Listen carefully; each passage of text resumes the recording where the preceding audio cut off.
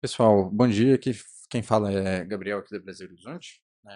Eu estava aqui no meu schedule agendado para a gente fazer um giro pela ferramenta qualitativa aqui da BH, a ferramenta de score, que a gente estratifica vários dados das empresas da bolsa e faz uma nota qualitativa consolidada para todo mundo, para a gente deixar os ativos mais comparáveis e tudo. E queria aproveitar aqui uma notícia do dia 25 da Vale, que a gente teve um transbordamento de reservatório, é, justamente em Congonhas, ali próximo à região que a gente teve o desastre de Brumadinho, Mariana, ali no o que é chamado de quadrilátero ferrífero aqui de Belo Horizonte, né? Aqui de Minas Gerais. A gente é de Belo Horizonte, estamos pertinho aqui, já visitamos as minas da Vale, vimos aqui como que funciona a operação. E depois, em menos de 24 horas, é, também a gente já teve outro extravasamento que foi para o Rio, Maranhão. Então, aqui a gente tem a materialização efetiva de um risco que a gente vê para a empresa. E eu queria aproveitar aqui esse gancho, né, essa notícia de hot topic aqui de Vale e toda a lembrança que a gente tem daqueles desastres de Samarco, de Mariana, etc. Acho que para a gente aqui em Minas Gerais é um pouco mais latente, né, a memória e etc. Queria juntar aqui com vocês, mostrar para vocês um pouquinho da ferramenta da BH. Puxando aqui o ticker da Vale, aqui a gente tem a maioria das empresas do mercado brasileiro avaliadas. E a ideia aqui é justamente a gente estratificar os riscos por meio de perguntas. Então vocês vão ver que Vale já tem uma nota não tão satisfatória que a gente considera como nota de corte efetivo como não investimento o 2,9, mas a gente acaba ficando mais confortável quando a empresa apresenta uma nota média acima de 3 nesse score. Aqui falando um pouquinho, a gente tem algumas perguntas de governança. A gente considera que uma corporation não tem aquela visão de dono, né? Então há uma penalização. Aqui nos demais termos de governança, a gente sabe que a Vale, por ser uma corporation, etc., ela ganha em outros tópicos, né? Como percentual de free float, é, o controlador não ter uma participação tão relevante na companhia, e o CEO é profissional. Aqui a gente vai passando, mas aqui a gente já tem uma perguntinha que vai denegrir a nota da empresa, né? Então, qual que é o nível de transparência das demonstrações? Aqui a gente coloca como fraco justamente porque ela teve o rompimento de barragem e isso não é materializado ali na demonstração financeira, né? Quando você vai fazer uma avaliação, você não consegue materializar isso em reais, né? Vai ter outro Brumadinho, eu vou ter que pagar 10 bi de novo. Qual que é o nível de risco efetivo ali da empresa, né? Aqui de management a gente também tem uma nota já mais satisfatória, mas aqui, justamente por ser uma corporation, o conselho não tem uma participação tão grande no capital social da empresa, então esse não tem skin in the game traz um pênalti.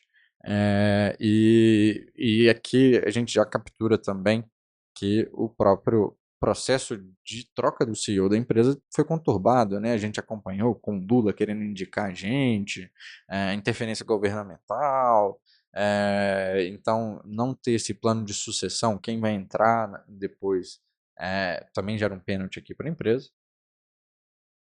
Indústria, aqui a gente já começa a entrar nos riscos mais regulatórios específicos, né?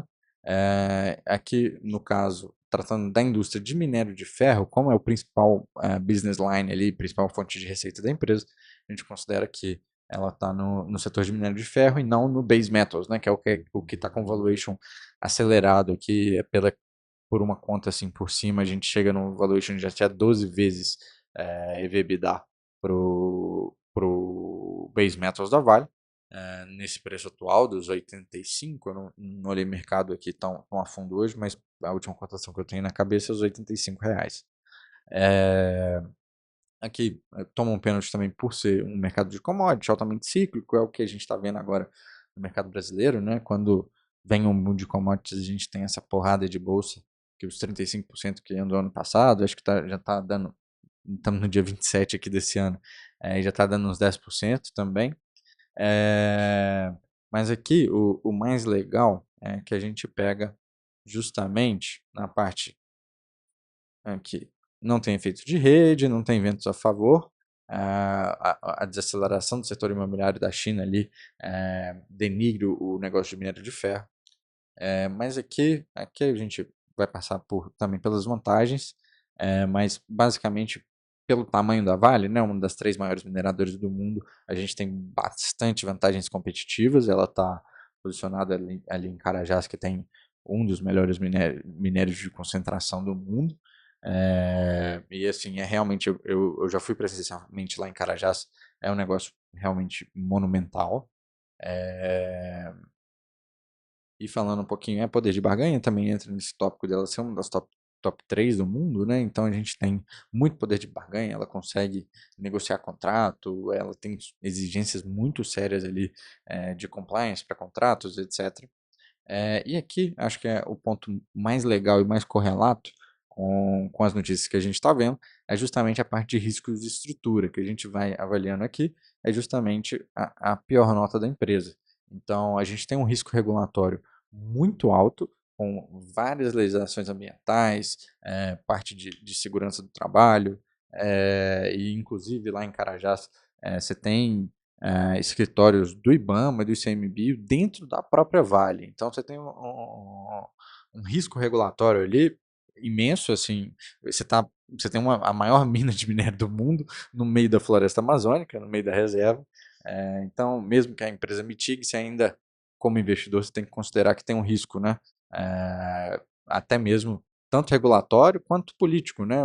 Se o governo quiser tirar sua licença de operação ali, a gente sabe como o Brasil acaba com a licença da empresa e boa.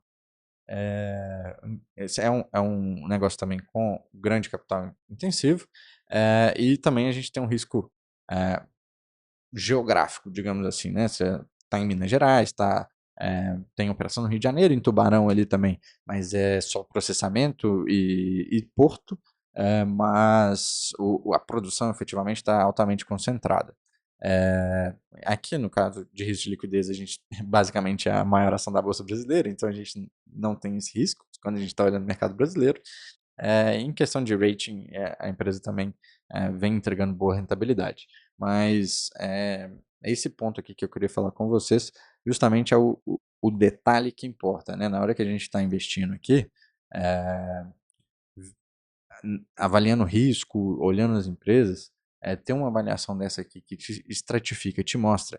Eu não preciso vir aqui olhar nota a nota para saber que a Vale tem um risco, tem uma estrutura com risco, tem risco sanitário, tem tudo. Ele já me estratifica numa nota completa, né? Aqui no caso, vocês vão ver que acaba sendo do setor, né? Não só da Vale, mas se eu pegar, vou parar aqui com a CSN Mineração, com a Ferbasa, eu já pego notas aqui bem diferentes. Então, ó, você vê que nenhuma delas passa de 3, então não está no crivo aqui da BH. Mas basicamente a Vale, todas têm uma nota de governança aceitável, acima de 3. Management da Ferbasa deixa um pouquinho a desejar. A indústria, todas estão mais ou menos na mesma indústria, então fica com uma nota é, um pouquinho dissatisfatória.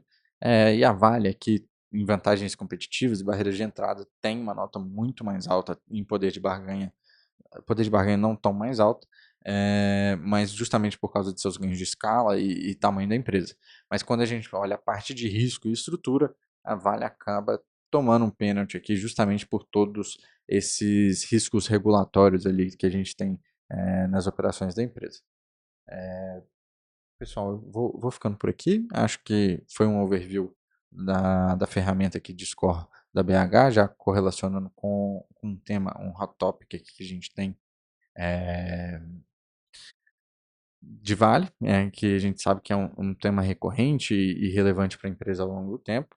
Tanto que Brumadinho ali você tem um acordo de 10 bilhões de reais com o governo de Minas Gerais.